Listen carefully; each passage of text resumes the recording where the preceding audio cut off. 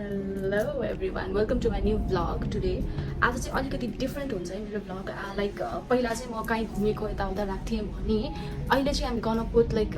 मेरो बाहिरबाट आउँदाखेरि मैले इलेक्ट्रोनिक सामानहरू किचन निड्सको इलेक्ट्रोनिक सामानहरू आफूसँग लिएर आएको थिएँ त्यो चाहिँ हामी गर्न पोस्ट आइम गर्न सो यु गाइस हियर है किन सो गर्न लागेको भन्दा पनि मैले इलेक्ट्रोनिक सामान के म डिफ्रेन्सेस भन्छु है यहाँबाट किनेर चलाउँदा र बाहिरबाट लिएर आएर चलाउँदाखेरि मैले यहाँको पनि राम्रै कम्पनीको भाटबुटिङमा गएर राम्रै कम्पनीको लिएर आउने चलाउने गर्ने 1 इयर पनि टिक्दैन क्या राम्रोसँग I don't know why was the reason है तर अनि बाहिरबाट ल्याएको मेरो दिदी बाहिर बस्नुहुन्छ अनि बाहिरबाट दिदीले ल्याइदिनुहुन्छ नि त्यो सामान चाहिँ प्रमिस यति लङसम्म जान्छ I don't know the reason same brand हुन्छ यो पनि धेर म फिलिप्सकै युज गर्छु किचनको उसहरूमा चाहिँ अनि सो सेम ब्रान्डै हुन्छ तर पनि आई डोन्ट नो वाइ राम्रोसँग चलाइरहेको पनि हुन्छ है राम्रै युज गरिरहेको हुन्छ I don't know what's the reason behind this थाहा छैन है सो मैले योपालि चाहिँ 1-2 विक्स बस्नको लागि गएको थिएँ यस्तो घुम्नको लागि सो मैले लिएर आएको छु आइटम्सहरू I will so you guys that अनि लेट्स गो यता हेरौँ अब Hi, welcome here. यो I'm unboxing अहिले चाहिँ ग्राइन्डर मेसिन ग्राइन्डर यो चाहिँ आइस क्युब ग्राइन्ड गर्न ठुलोमा चाहिँ आइस क्युबहरू एनी लाइक रफ थिङ्स पनि क्यान ग्राइन्ड हियर अनि यसमा स्पेसली मलाई चाहिएको ग्राइन्डरमा गार्लिक जिन्जर पेस्ट बनाउनको लागि मात्रै हो मेन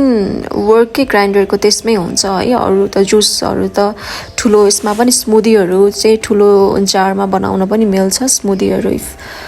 कसैलाई स्मुदी मनपर्छ भने यसमा बनाउन मिल्छ दिस इज टु बिग जग है एकदमै कम्फर्ट खालको अनि साइज पनि एकदमै बिग छ एन्ड यो चाहिँ जिन्जर गार्लिक पेस्ट बनाउनलाई लाइक एनी सर्सिङहरू पिस्न लाइक एकदम मसिनो पार्नको लागि चाहिँ एकदमै फाइन पेस्ट बनाउनको लागि चाहिँ we can use this small jar and this is the main thing grinder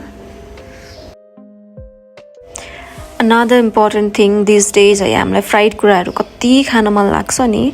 but तेलमा डुबाउनु पर्छ फ्राई गर्नको लागि which is really very unhealthy for everyone सबैको लागि नै अनहेल्दी हो अनहेल्दी कुराबाट चाहिँ अलिकति बच्नको लागि चाहिँ यसले धेरै हेल्प गर्छ दिस इज एयर फ्रायर अलिअलि मसलाहरू म्यारिनेट गरेर यो भित्र हाल्यो भने चाहिँ एकदमै क्रिस्पी हुन्छ एभ्रिथिङ लाइक फिस पनि वी क्यान फ्राई हियर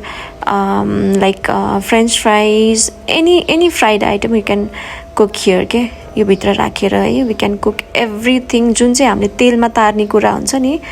सबै हामीले एक थोपा पनि तेल नहालिकन यसमा फ्राइड वेमै निस्किन्छ बाहिर के यसमा चाहिँ I think everyone knows about this सबैले नै युज गरेर हुन्छ एयर फ्रायर अहिले है मलाई चाहिँ एकदमै इम्पोर्टेन्ट थियो मेरो हस्बेन्डको लागि र मलाई एकदमै इम्पोर्टेन्ट थियो यो चाहिँ एकदमै धेरै ठुलो स्पेस छ भित्र है anything we can bake also here like cake पनि बनाउन मिल्छ everything we can do everything here एकदमै इम्पोर्टेन्ट र वर्कवाइज राम्रो कुरा हो यो चाहिँ डिग्री सेल्सियस पनि 200सम्म गर्न मिल्छ दिस इज राइस कुकर एकदमै इम्पोर्टेन्ट थियो यो पनि हामीसँग पनि प्यानासोनिककै राइस कुकर थियो तर नो अफेन्स है हामीले यहाँ नेपालबाट अब त्यो चाहिँ हामीलाई कसैले दिनुभएको थियो अनि लाइक टिक्दै नटिक्ने के मलाई चाहिँ कपिड जस्तो लाग्छ नेपालमा आउने ब्रान्डेड सामानहरू पनि कपिड जस्तो लाग्छ राम्रोसँग टिक्दै नटिक्ने म फेरि सामान एकदमै जतन गरेर नै चलाइरहेको हुन्छु है पानी पनि पार्दिनँ केही पनि गर्दिनँ तर पनि टिकिरहेको हुँदैन यो चाहिँ स्पेसल स्टिलको हो म धेरै जस्तो सामानहरू स्टिलकै लिन्छु है जे लिँदा पनि यो चाहिँ अब अनि व्हाइट थिङ त्यसमा चाहिँ हामीले मोमोहरू पनि स्टिम गर्न सक्छौँ फिस स्टिम गर्न सक्छौँ 3D राइस कुकर हो यो चाहिँ कुक भएपछि यु क्यान सी थ्रु पनि हुन्छ है भित्र अनि एकदमै राम्रो छ मैले एक दुईचोटि बनाएर पनि खाइसकेँ एकदमै राम्रो लाग्यो मलाई है this is really good Now time for my favorite juicer machine है मलाई चाहिँ like every one has their own choices होइन खानेकुराको उसमा तर मलाई फ्रुट्सको फर्ममा काटेर सिङ्गै खानुभन्दा मलाई त्यसलाई जुस बनाएरै खान मनपर्छ म ग्राइन्डरमा पनि यति मेहनत गरेर सबै कुरा है जुसै बनाएर पिउँथेँ कि अनि मलाई जुसको चाहिँ एकदमै निड थियो जुसर मेसिनको यसमा चाहिँ वी क्यान पुट लाइक सिङ्गै कुराहरू पनि के we can put like whole apple also नकाटिकनै अनि एकदमै राम्रो जुसर अनि उतापट्टि चाहिँ पछाडिपट्टि चाहिँ यसको जुसको त्यो फर्म एकदमै सुक्खा भएर निस्किन्छ त्यो जुन जुसको निचारिएर नि एकदमै सुक्खा भएर जुस जति चाहिँ सबै ग्लासमै आउँछ एकदमै राम्रो जुसर मेसिन हो यो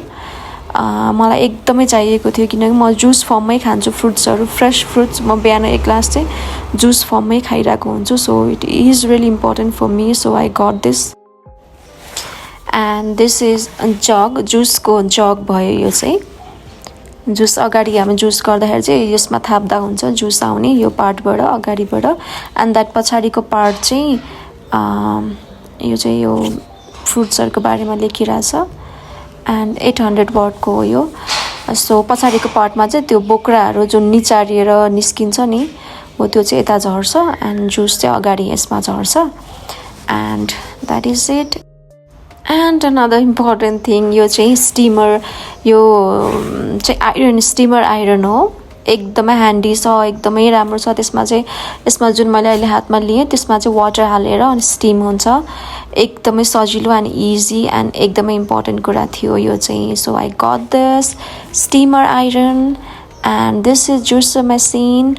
and that is rice cooker as you can see that and that is grinder and this is air fryer so thank you so much guys for watching my video see you soon with another video bye bye